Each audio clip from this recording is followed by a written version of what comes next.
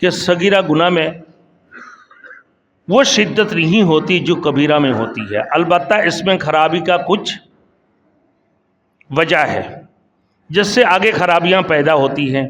شاہ صاحب یہ بھی فرماتے ہیں کبیرہ گناہ میں ایک طرف تو اللہ تعالیٰ کی ناراضگی اور اس کی نتیجہ میں سزا آتی ہے، دوسری طرف اس سے ارتفاقات خراب ہوتی ہیں، دنیا میں اسباب معیشت بگڑ جاتی ہیں۔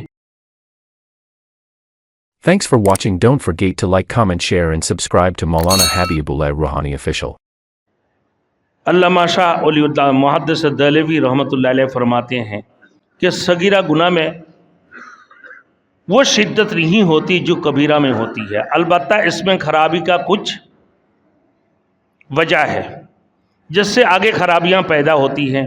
شاہ صاحب یہ بھی فرماتے ہیں کبیرہ گناہ میں ایک طرف تو اللہ تعالیٰ کی ناراضگی اور اس کی نتیجہ میں سزا آتی ہے، دوسری طرف اس سے ارتفاقات خراب ہوتی ہیں، دنیا میں اسباب معیشت بگڑ جاتی ہیں، لوگوں کی اخلاق خراب ہو جاتی ہیں اور پورا معاشرہ جو ہے نا بگڑ جاتی ہے، اور اس کی وجہ سے نحوست الگ آتی ہے، اور یہ ایسے نحوست ہوتی ہے کہ جس سے انسان اور جانور یکساں طور پر متاثر ہوتے ہیں گناہ کبیرہ کی وجہ سے۔ اب میرے دوستوں، قتل عام کرنا، کسی یتیم کا مال کھانا یا بے حیائی کی یہ گانا ڈانس کرنا، میرے دوستوں یہ ایسے ہی حرکتیں میرے دوستوں جس سے اللہ ناراض ہے، تو یہ معاشرہ کو بگاڑ دیتی ہے نا بھائی۔ نا انصافی، عدل انصاف کرنا یہ واجب ہے اور نا انصافی حرام ہے۔ جب معاشرہ کے اندر نا انصافی ہوگی تو پورے معاشرہ بگڑ جائیں گے۔ اب میرے دوستوں، اور اس کی جو سزا ہے، انسان اور جانور ایک سا طور پر متاثر ہوتی ہیں اس گناہ کبیرہ سے۔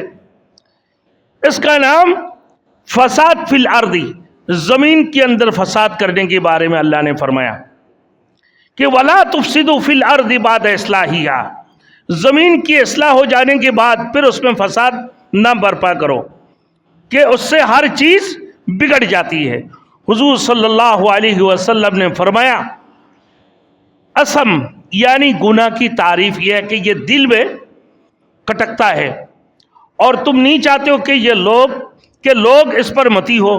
چنانچہ دنیا میں جو بھی اخلاقی بگاڑ پایا جاتا ہے وہ اکثر و بیشتر گناہوں کے نتیجہ میں ہوتا ہے، جیسے لڑائی جھگڑے کرنا میرے دوستوں، خیانت کرنا، لوٹ مار کرنا، قتل، یہ سب گناہوں کا شاخسانہ ہوتا ہے۔ یہ سارے سب گناہوں کی وجہ سے تباہی و بربادی آتی ہے میرے دوستوں۔ لڑائی جھگڑے، خیانت، لوٹ مار، قتل و غارت گری،